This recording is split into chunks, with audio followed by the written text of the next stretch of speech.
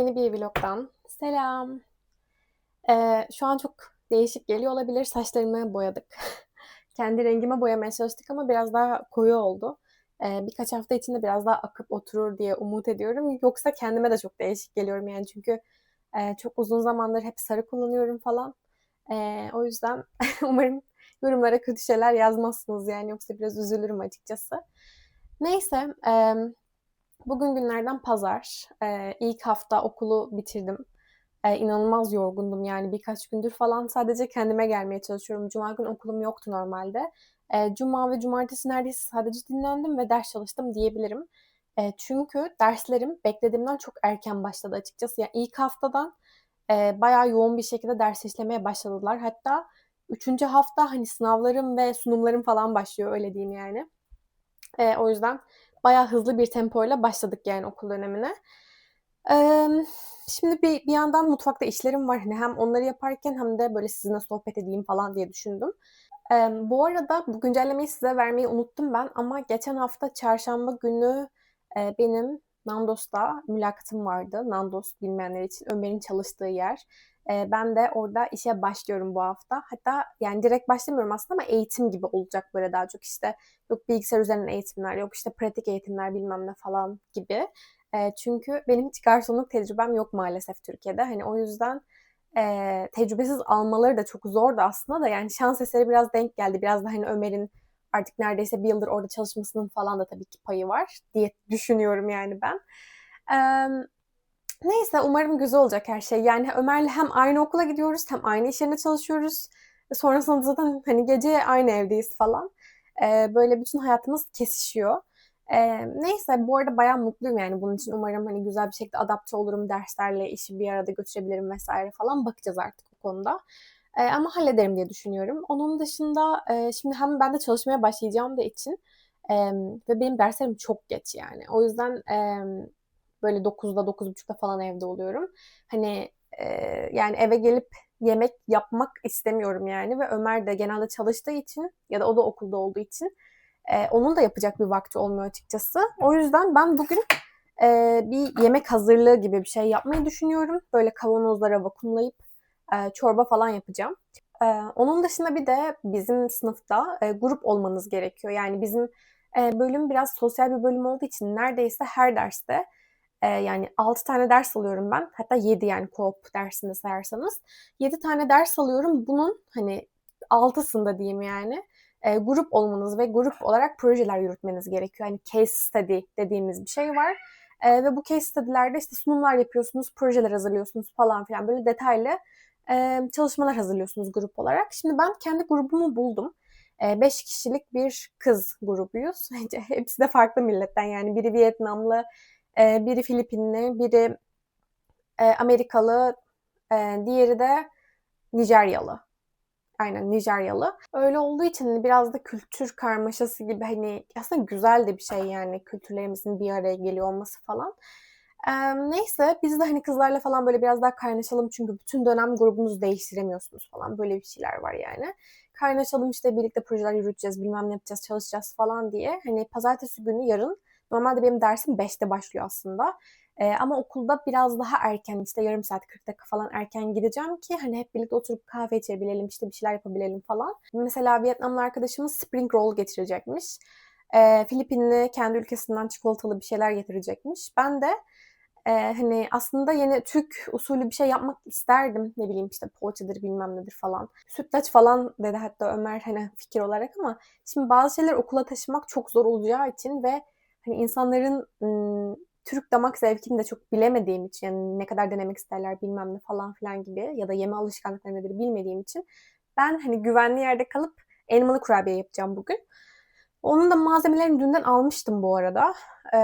O yüzden hani bugün şu an birkaç saat mutfakta geçecek benim için. O sırada da sizinle sohbet edeceğim. Öncelikle az önce ben Dollaramadan geldim. Birkaç ihtiyacımız vardı. Mesela havlu kağıt falan bitmişti. Ya benim için havlu kağıtsız mutfakta çalışmak çok zor yani. Hani yapan varsa helal olsun. Ben o insan değilim kesinlikle. Onun dışında ıslak mendil falan aldım. Bu da evde eksikti.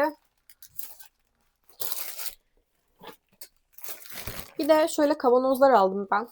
Yani evde kavanozlar vardı aslında ama yarısının kapağı yok. Hani kim bilir nereye koymuşuz. Yarısı inanılmaz küçük bir boyutta yani. Hani buna ne koyayım ki mesela. Öyle olunca hani standart en azından 3 tane olsun dedim. Çünkü dediğim gibi yemek hazırlığı yapmam lazım. Hep de kullanırım yani bundan sonra. Yani kavanoza para vermek istemezdim ama yapacak bir şey yok. Yani burada Türkiye'deki gibi bir kavanoz biriktirememişiz maalesef. Böyle oldu. Ya zaten çok da pahalı değildi. Ne kadarmış bunun fiyatı? 3 dolar mesela. 3 tanesi.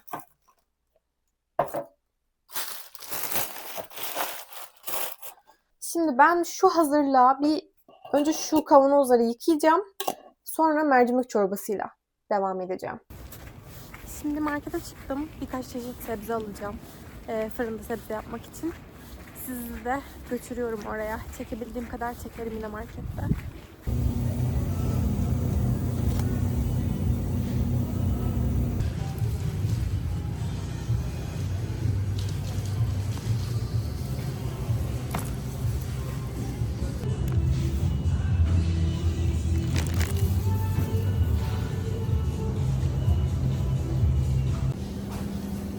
Tüm tavşan satılıyor burada. 27 dolarmış.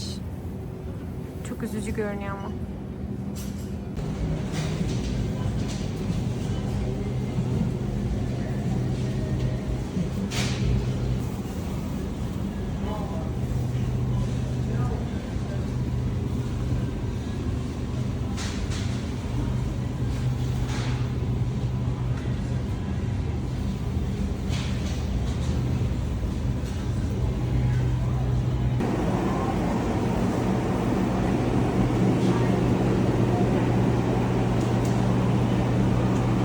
Salata var.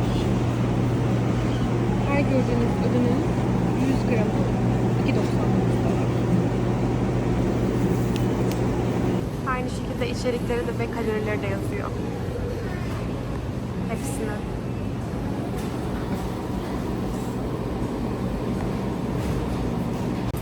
Burada salata sosları var ve proteininizi arttırmak için yine salatanızı ekleyebileceğiniz çeşit çeşit şeyler.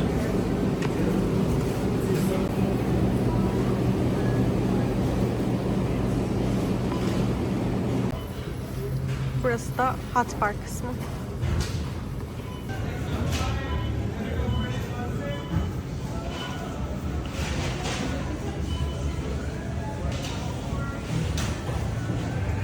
Somonmuş mesela. Benim favorim de bu bowl'lar. Genelde daha fazla çeşit oluyor ama şimdi tam iş çıkışı olduğu için bitmiş herhalde. İçinde hem protein oluyor, hem karbonhidratı, hem işte meyveleri, sebzeleri, bilmem neleri. Yani genel olarak bayağı dengeli oluyor. Somonları falan da var. Bence çalışan insanlar için çok uygun şeyler yani.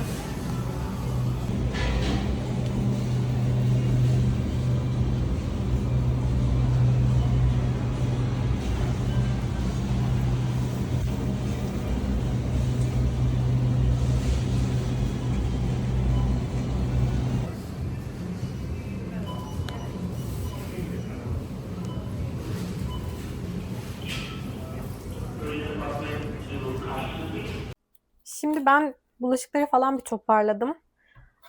Çorbaları koydum, porsiyonladım, vakumlattım. Bunları birazdan buzdolabına koyacağım. Biraz daha soğumasını bekliyorum. Kurabiye tarifine de başladım bu arada hamuruna. Ee, Şimdi hamurunu hazırlayıp içini hazırlayacağım daha sonrasında. 250 gram tereyağı diyor ya. Çok fazla geldi bana. Bana çok fazla gelmişti. Aslında birazını ayırmıştım kenara kullanmayayım diye. Ama sonra vazgeçtim çünkü bu sefer de hani belki çok kuru olur falan. Unundan dolayı. O yüzden bilmiyorum. Bu kurabiye hamurları bana hep çok şey geliyor, tuhaf geliyor. Bu arada içinde de bir kaşık yoğurt var. Başka bir kahve fincanı şey toz şeker, pudra şekeri. Toz değil, pudra şekeri. Bir de bir çay kaşığı kabartma tozu var. Bu arada nefis yemek tariflerinin tarifinden yapıyorum. Eğer merak ederseniz zaten oradan bakabilirsiniz. Muhtemelen benden daha güzel yapıyorlardır yani. Şu an açıdan dolayı yaptığım şeyi de görmüyorsunuz ama Hani boşu boşuna çekiyorum. Şimdi elimi temizleyip ayarlayacağım onu. İşte bu kadar küçük bir mutfak olmasaydı hani daha güzel bir açıdan falan çekebilirdim ama zaten sağı solu falan dolu. Hani direkt karşımdan çekmek zorunda kalıyorum. Orası da dolu ama yine de yapacak bir şey yok. İdare ediyor. Artık ev falan bakmaya başladık bu arada. Nisan'ın sonunda bizim kontratımız bitiyor. Daha önce bir videoda bahsetmiştik diye düşünüyorum. Yine downtown bölgesinde ya da işte en azından yakın çevrelerden bakıyoruz ki hani arabasız yine idare edebilelim falan filan gibi. Ama kira fiyatları gerçekten iyice yükseldi yani Ottawa'da. Hatta yani 1+1 2000'e bulmak bile neredeyse zor yani hani öyle söyleyeyim gerçekten. 2200'lerde falan şu anda iyi bir ev arıyorsanız. Ee, Eşyalı değil bu arada, eşyasız.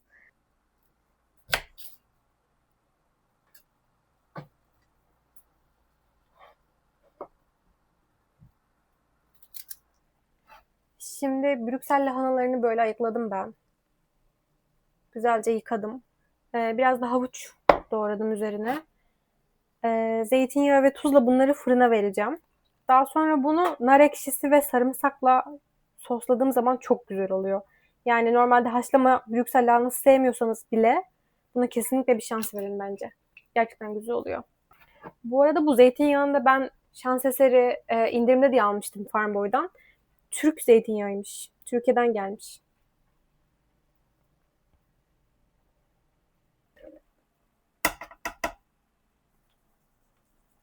Hamur buzdolabında dinleniyordu.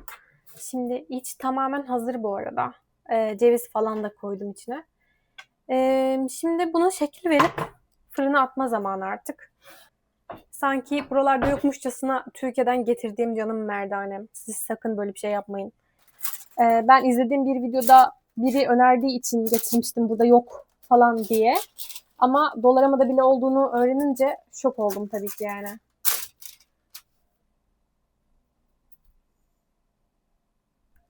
Elmalı kurabiye de kim bilir en son ne zaman yemişimdir ya. Bayağı oldu yani. Geçen gün zaten hani ne yapsam diye düşünürken Ömer bana dedi hani elmalı kurabiye falan yapabilirsin diye. Nereden aklına geldiyse canı çekmiş herhalde. O yüzden ona da iyi olur yani.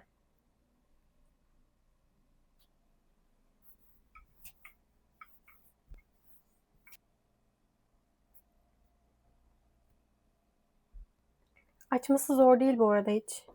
En azından o sevindirici bir şey. İlk part bitti. Bence şekilleri benim beklediğimden daha iyi görünüyor. Şimdi bunlar pişince hamurun geri kalanıyla devam edeceğim. Bayağı da kaldı bu arada. Bir bu kadar daha hatta belki daha fazla çıkabilir. Hadi bakalım. İlk part başarılı bir şekilde çıktı fırından. Şekilleri de gayet iyi görünüyor. İkinci parti de bu arada bunlar pişerken ben şekillendirip beklettiğim için şu an onları da attım hemen. Yoruldum bu arada yani gerçekten şu elmalı kurabiye olmasa hani 5 dakikada yapıp çıkacağım şey bayağı uzadı. Bir de şey sıkıntı oluyor yani mutfak çok küçük olduğu için ve bu bulaşık makinesi olmadığı için maalesef. Mesela sallıyorum sadece bir brokoli haşlıyorum ama onun bulaşığını git yıka. Ondan sonra elmalı kurabiyenin bulaşığını yıka. Sürekli bir bulaşık faslı çıktığı için aslında yoruyor yani. Yoksa çok sıkıntı değil de. Bunlar soğuyunca üzerine pudra şekeri döküp kaba alacağım. Şimdi daha hala çok sıcak. Günaydın. Ben dün 3-4 saat falan mutfakta vakit geçirince o bulaşıkların arasında falan inanılmaz yoruldum ve hani elmalı kurabiyelerin son halini bile çekmeyi unutmuşum. Şöyle oldular. Bu Ömer'le bana ayırdıklarımdı ama Ömer dün gece yarısı gelince bir 10 tane falan yedi. Böyle görünüyor. Tadı bayağı güzeldi bu arada. Bu da arkadaşlarıma götürmek için ayırdıklarım. Umarım beğenirler ya. Tadı dediğim gibi güzel olmuş yani. Bence bir eksiği falan yoktu. Onun dışında yemek hazırlığını da bitirdim zaten. Hepsini porsiyonlayıp buzdolabına kaldırdım. Onun dışında bugün şey yapacağım. Dışarı çıkacağım şimdi biraz erken. Normalde benim dersim bugün 5'te. Saat şu an 11'e geliyor bu arada. Ben kahvaltımı ettim, kahvemi içtim, evi falan süpürdüm. Her şey tamam yani. Dışarı çıkmaya hazırım. Nandos'tan aradılar, yani çalışacağım yerden aradılar. Orada birkaç tane evrak imzalamam gerekiyormuş. Bir de işte ne bileyim banka dokümanlarımı falan bırakmam gerekiyormuş. O yüzden bugün oraya bir uğrayacağım. Ondan sonra uğramam gereken birkaç yer daha var. Ne bileyim işte fotokopiciye falan uğrayacağım mesela. O yüzden şimdi bir dışarı çıkıp o işlerimi halledip sonra eve gelip okula çantamı falan hazırlayıp çıkarım diye düşündüm. Çünkü 2.30 gibi falan okula çıkmış olmam lazım. Yani maalesef burada öyle oluyor. Yani 1,5-2 saat önce çıkmak gerekiyor. Onun dışında bizim banyonun tavanında 2 hafta önce falan böyle bayağı büyük bir şey oluşmuştu. Kırık, kırık mı denir? Çatlak, çatlak oluşmuştu. Ve oradan yukarıdaki komşumuz ne zaman duşa girse bildiğiniz bayağı su akıtıyordu bizim banyoya ve hani böyle bayağı şişmiş falan. Sonra eve tesisatçılar falan geldi 2 hafta önce. Biz şey sanıyoruz böyle oraya, ne bileyim ben şey sanıyorum, sıvayacaklar hani, kapatacaklar bir şekilde falan sanıyorum. O günde işte Ömer'le dışarıda olduğumuz bir gündü. Biz tesisatçılar geldiğinde evde değildik, yani hem rahat olsunlar falan diye. Daha sonrasında eve bir geldik. Banyonun şey yok, tavanı yok, yani hala öyle bu arada. Normalde geçen hafta gelip düzeltmeleri gerekiyordu ama hani muhtemelen başka işleri falan mı vardı bilmiyorum artık. Bu haftaya kaldı. Onlar da yarın gelecekler. Böyle gelmeden önce size gelecekleri saati mail atıyorlar ve siz hani uygunsanız okey falan diyorsunuz. Yani yarın 1 ile 4 arası falan hani bizim evde olacaklar sanırım. Hazır mısınız bu görüntüye?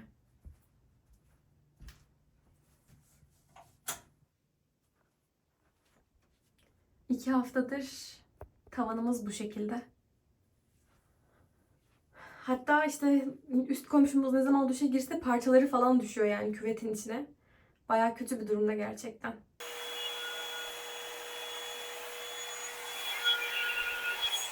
Şimdi dışarı çıktım. Direkt evin yakınında, yani 1 dakikalık mesafede aşağıda falan fotokopici var. Bizim sürekli fotokopi aldığımız, fotokopi çektirdiğimiz. Oraya gittim. Almam gereken dokümanların fotokopisini çıkarttırdım. Şimdi de eczaneye gidiyorum. Bir ilacım vardı, onu alacağım. Buradaki eczaneler bu arada bayağı farklı Türkiye'dekine göre. Bildiğiniz market gibi, yani içinde yiyecek içecek satılıyor, ne bileyim işte kedi mamaları satılıyor, kozmetik ürünler falan satılıyor. Ve zaten çoğu ilacı hani şeysiz alabiliyorsunuz, reçetesiz alabiliyorsunuz. Reçeteli olanlar için ayrıca görevliler var falan. Çekebilirsem orada da çekerim zaten. Bir de ek olarak sanırım belirli bir eczanenizin olması daha iyi. Çünkü mesela reçeteli bir ilacınızı bir yere verdikten sonra gidip başka bir yerden şey yapamıyorsunuz yani, sallıyorum, başka bir yere gidip benim böyle bir reçeteli ilacım vardı, ben bunu alabilir miyim falan diyemiyorsunuz. O iki eczanenin birbirine göndermesi falan gerekiyor, yani bayağı uzun süren şeyler. Bir de sanırım bazı e, sağlık sigortaları ilaçları falan da karşılayabiliyor. O yüzden hani spesifik bir eczanenizin olması daha iyiymiş sanırım.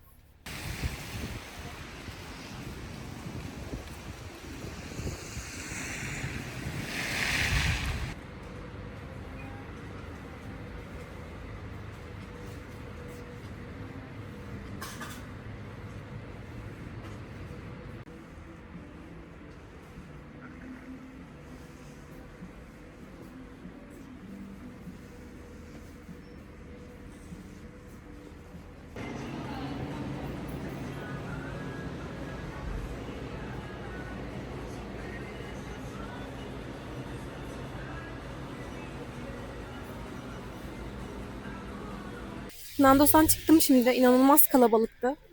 O yüzden gece gel dediler. Ömer'i almaya gideceğim tekrar gece. Yani imzalayamadım. Şimdi de eve doğru gidiyorum. Bu arada beklediğimden hızlı bitti işlerim yani. Saat daha 12 hala. Evde de yavaş yavaş hazırlanırım. Biraz dinlenirim. Sonra dışarı çıkarım artık. Metro ile gideceğim bu arada yine. Otobüsle uğraşmak istemiyorum. Çünkü geçen hafta şöyle bir şey oldu. 2 gün boyunca falan hava durumu uyarı veriyordu zaten. İnanılmaz yoğun bir kar yağışı olacak gibisinden. Ben de o gün hani otobüsle gideyim falan diye düşündüm. Ve yollar neredeyse hani kapanmış. Tabii ya açıyorlar ama yani inanılmaz bir kar var yani. Zaten yürünmüyor bile yollarda. Onun dışında bir de otobüs gelmedi yani. Normalde 15 dakikada bir gelmesi gereken otobüs 45 dakika falan bekledim sanırım. Mecburen artık ders saatime çok az kaldığı için taksi çağırdım. Ki taksiyi bile çok zor buldu bu arada havadan dolayı. Öyle olunca tekrar öyle bir şey yaşamak istemiyorum yani. Yani muhtemelen hani böyle inanılmaz soğuk olana kadar falan metro ile gidip gelmeye devam. İnanılmaz soğuktan kastım bu arada. -25 ve üstü. Şu an mesela -13'lerde falan hani gayet beresiz ve eldivensiz gördüğünüz gibi durabiliyorum. İnsan bir noktadan sonra alışıyor gerçekten ya.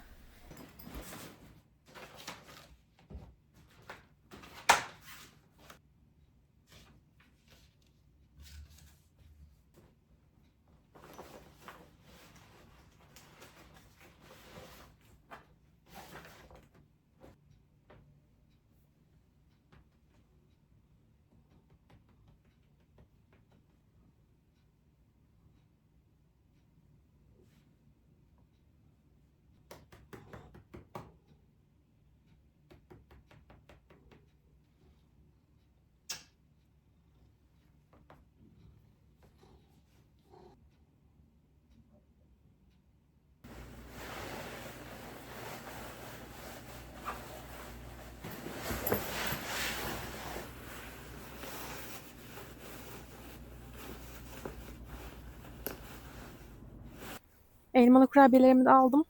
Metroya doğru gidiyorum.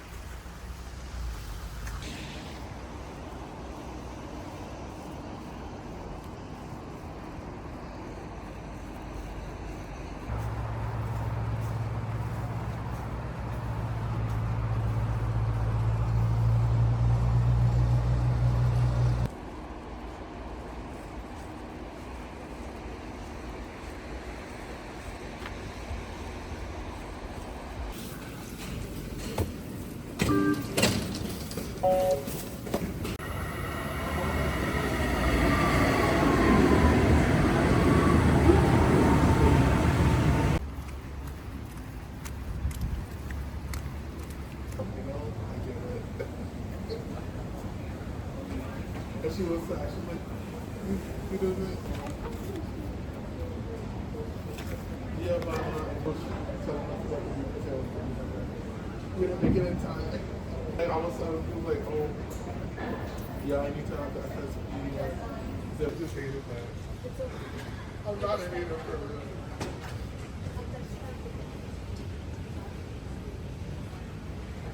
Like, Herkese selam. Ben geçen hafta böyle 3-4 gün arda arda video çektim. Hatırlıyorum çektiğimi.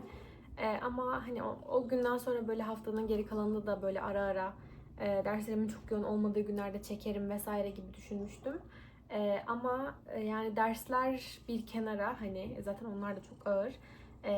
İşte işe başlamam, Nandos'a başlamam ve yani neredeyse boş olduğum her saat şu son 2 haftadır Nandos'ta olmam, işte eğitimden de kaynaklı, hani sistemi öğrenmek vesaire falan amaçlı. Normalde hani olmayacağım kadar iş yerindeydim yani. Benim beklediğimden daha yorucu bir süreçti. Çünkü yani Türkiye'deki eğitim sisteminde hani böyle vize final olmasına alışkınım. Hani vize final öncesinde çalışmaya alışkınım. Dersleri ne kadar hani günlük olarak takip etsem bile hani vize final öncesi çalışmak genel olarak hani yeterli bir çalışma sistemiydi benim için. Hep öyle alıştığım bir sistemdi.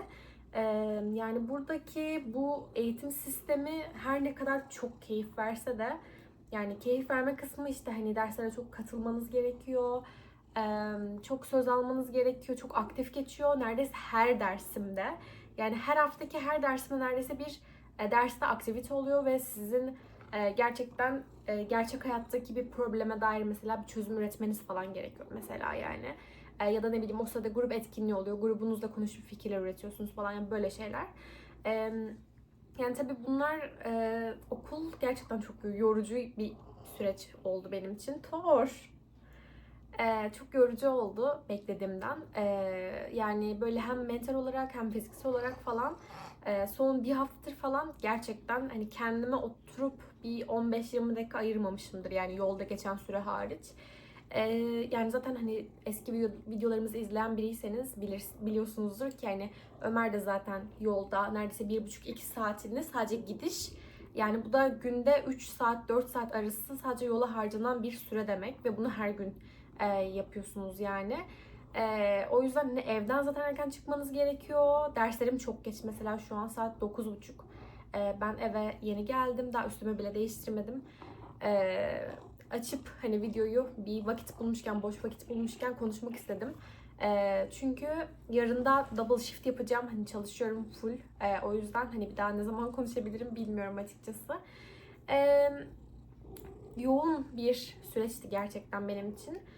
Onun dışında bir de Nandos'ta hani hiç benim daha önce üniversite hayatımda da hani öğrencilik hayatımda da hani hiç garsonluk yaptığım ya da buradaki işte regular job olarak tabir edebileceğimiz ne bileyim kasiyerlik, garsonluk falan gibi part-time işlerde çalışmadım daha önce.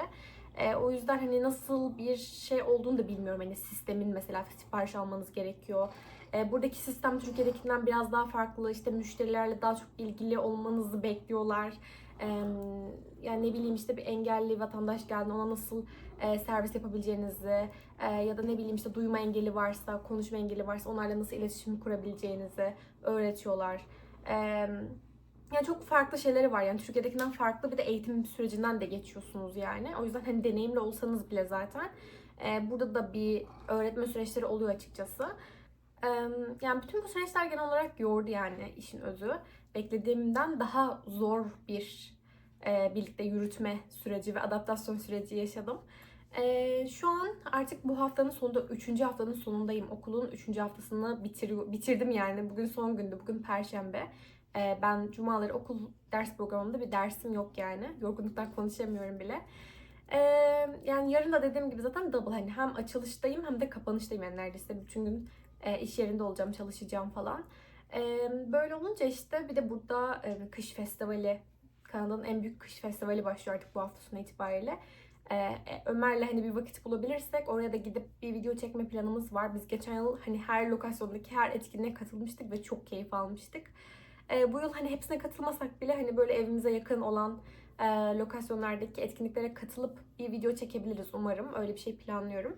Ya işin özü aslında hani gidip fiziksel olarak garsonluk yapmanın yorgunluğu da değil ki o bile hani bazen mola gibi geliyordu bana derslerden kaynaklı.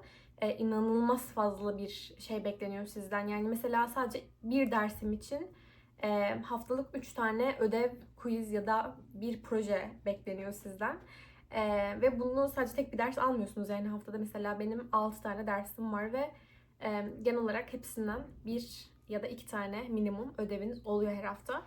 Ki buradaki ödevler de hani böyle açıp bakıp çok aşırı kolay hani 5 dakikada 10 dakikada yapılacak şeyler değil.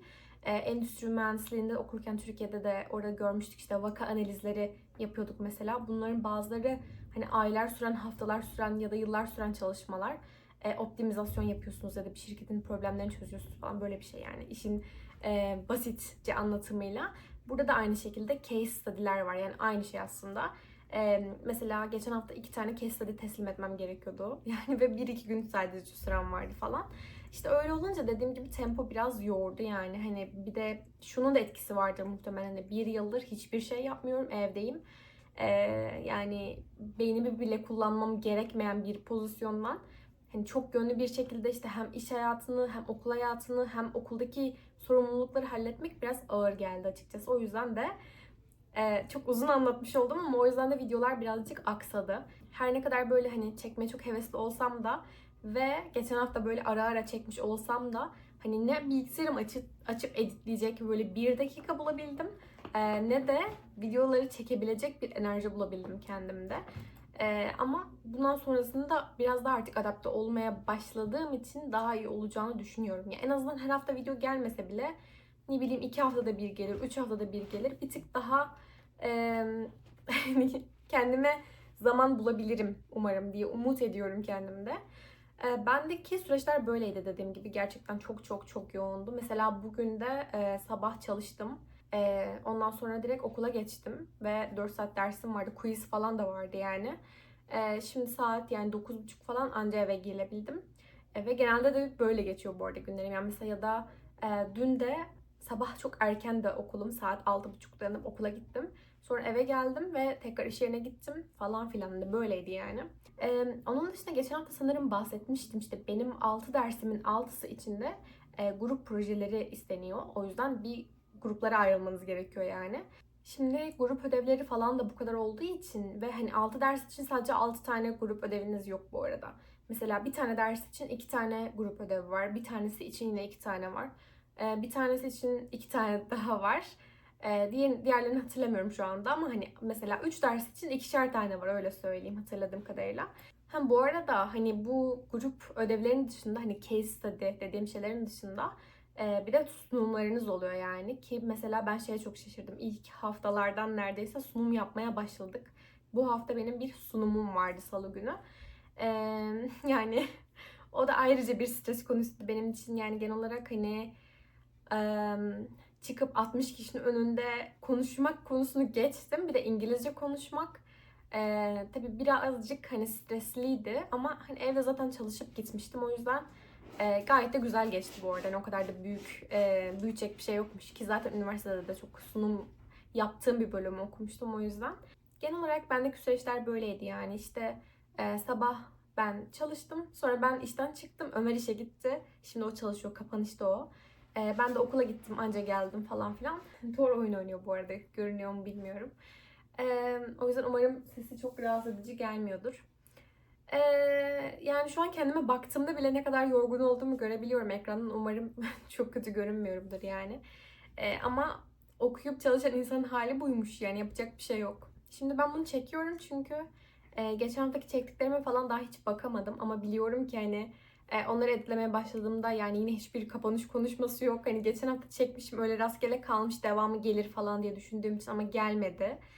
O yüzden hani videoya böyle bir kapanış olsun. Hani size de görüşürüz ilerleyen haftalarda diyeyim dedim. Ya da neden bu kadar hani geçen haftaki videoların kopuk olduğunu ya da işte hani geçen hafta çektim, bir haftadır çekmiyorum falan. Aslında çekeyim diye düşünmüştüm falan. Hani onun açıklaması olsun diye açtım kamerayı. Bir de size görüşürüz demek istedim. O zaman ilerleyen haftalarda umarım görüşürüz. Kendinize iyi bakın. Sizleri öpüyorum. İzlediğiniz için çok teşekkür ederim. Eğer buraya kadar izlediyseniz lütfen videoyu beğenip küçük de olsa bir yorum bırakmayın. Yani bir emoji bile olabilir. Çünkü yorumlarınızı okumayı gerçekten çok seviyorum. Yorum bırakıp bir de hype'layabilirseniz ve hala abone değilseniz abone olabilirsiniz. Çok sevinirim. Kendinize iyi bakın.